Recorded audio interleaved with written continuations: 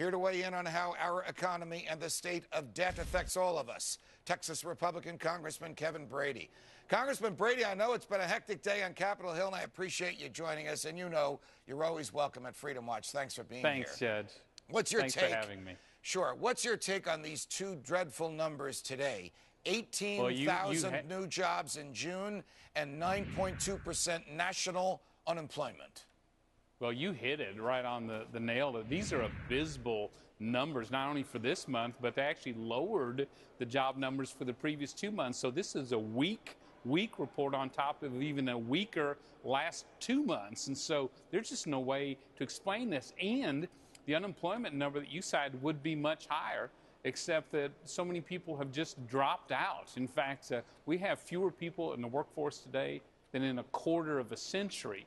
My guess is the president and his economic advisors are curled up in a fetal position tonight in the White House because this is terrible news. You know, I think one of his political advisors might be curled up in a fetal position as well, Congressman Brady. I think his name is David Plouffe, who said yesterday unemployment will not be an issue in the 2012 election. I mean, what planet is this guy living on? Unemployment is nearly twice today what it was on January 20th, 2009, when Barack Obama took the oath of office as president. This is one of the worst recoveries, and I don't know that we can even call it a recovery at this point. It is 3 times slower than the Reagan recovery. Excuse after excuse after excuse. The fact is, people aren't going back to work. In fact, the long-term unemployed, people who just cannot seem to find a job, again at near record highs. So, this isn't a case of adjusting that spending strategy or a fresh start. We need to reverse course on all the spending, all the taxing, all the regulation. Oh, boy, I could not agree with you more, and I suspect almost everyone listening to us now agrees with you as well. Indeed, even John Boehner, whom I've sometimes criticized for being a little too cozy to the White House, the Republican leader in the House and the Speaker of the House of Representatives, said we have to stop spending money that we don't have. Does he mean it? Or are these guys who are negotiating on this Sunday afternoon still looking for some kind of a deal that will let the president borrow more money? Well, yeah, they get it.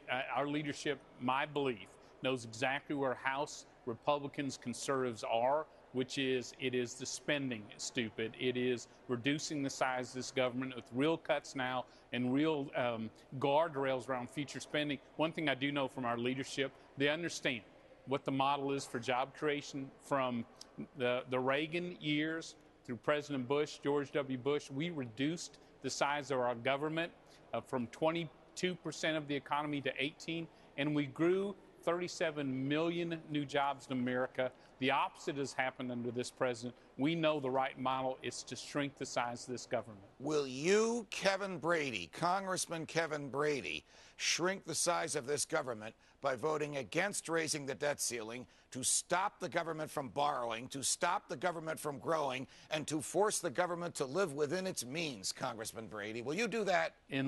Absolutely, unless we are serious about living within our means again and shrinking our government. I'm not going to allow us to borrow anything more. In fact, I came out, as you know, with a whole new, I think, working with President Reagan's budget director, former budget director, a new approach to controlling the size and spending in Washington. So I'm fully committed. Are there still colleagues of yours who believe that a problem essentially caused by too much borrowing and too much spending can actually be cured by more borrowing and more spending? Is there still going to be a push for that now, after all we've seen today?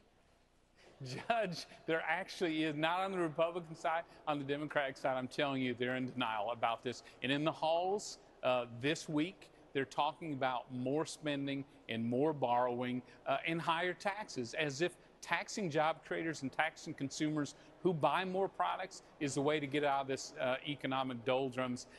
It's a parallel universe, I have to tell you. Will you help me sleep a little better this weekend, as well as the folks watching us now, Congressman Brady, by answering this? Are new taxes absolutely and unconditionally dead on arrival in the House of Representatives?